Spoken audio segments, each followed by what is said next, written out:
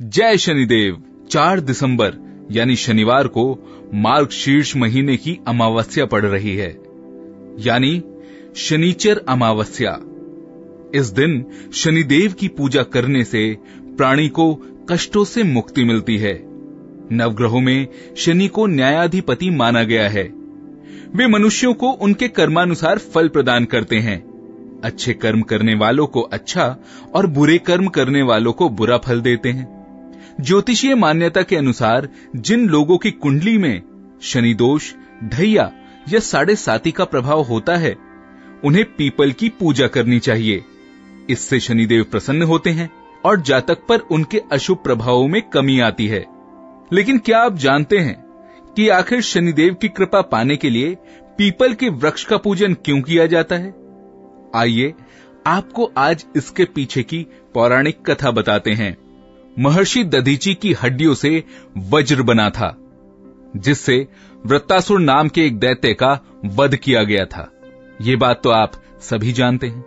लेकिन क्या आप जानते हैं कि इस कहानी का इस बात से भी एक कनेक्शन है कि पीपल की पूजा करने से आखिर शनिदेव की दृष्टि का आप पर असर क्यों नहीं होता?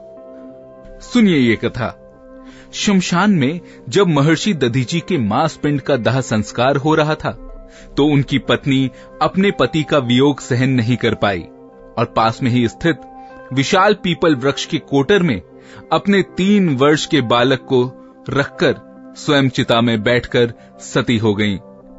इस प्रकार महर्षि दधीची और उनकी पत्नी का बलिदान हो गया।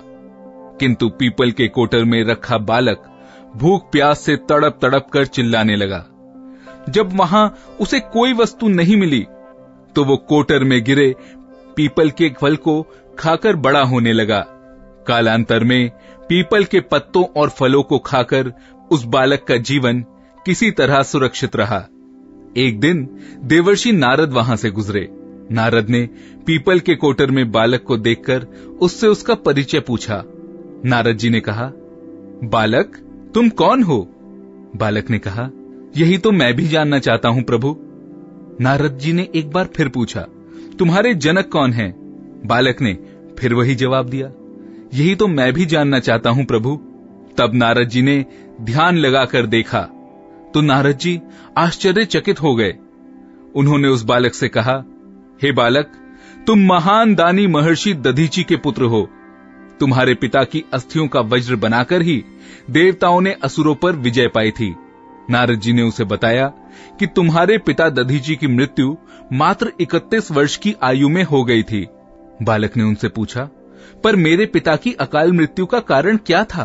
तो नारद जी ने कहा, तुम्हारे पिता पर शनिदेव की महादशा थी। बालक ने कहा, उन पर यह महादशा थी, तो आखिर मेरे ऊपर आई इस विपत्ति का क्या कारण था? तब नारद जी ने कहा, वो भी शनिदेव की महादशा थी। इतना बताकर देवर्षि नारद ने पीपल के पत्तों और गोंदों को खाकर जीने वाले बालक का नाम पिपलाद रख दिया और उसे दीक्षा दी। नारद जी के जाने के बाद बालक पिपलाद ने नारद जी के बताए अनुसार ब्रह्मा जी की घोर तपस्या करके उन्हें प्रसन्न कर लिया। ब्रह्मा जी ने जब बालक पिपलाद से वर मांगने को कहा, तो पिपलाद ने अपनी दृष्टि मात्र से किसी भी वस्तु को जलाने की शक्ति मांगी।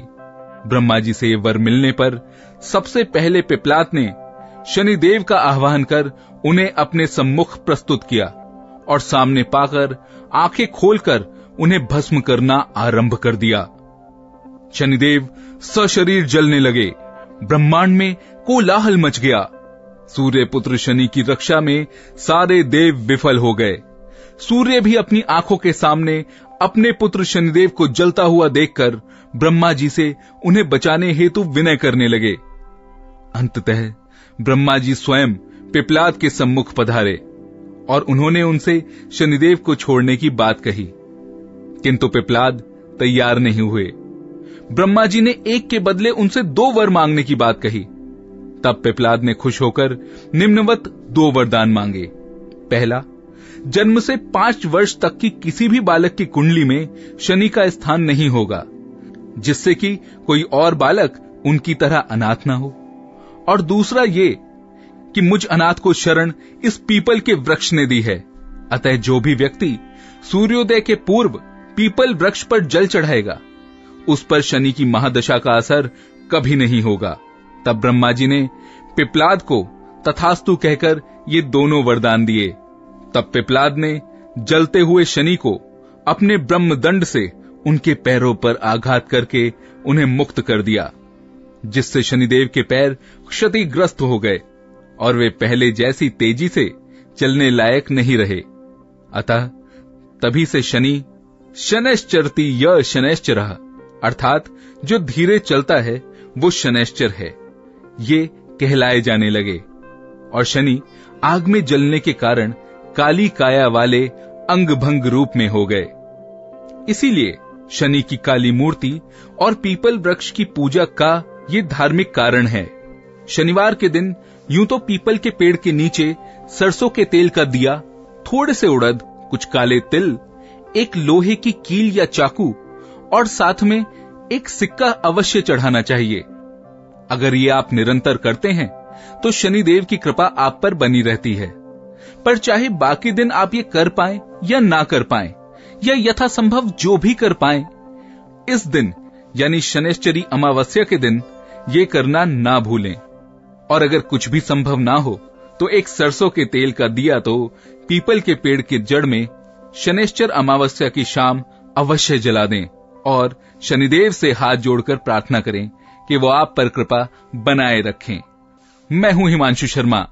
ऐसी और कहानियों के लिए जुड़े रहें एस्ट्रोलॉजिक के साथ फेसबुक, इंस्टाग्राम, यूट्यूब और ट्विटर पर। धन्यवाद।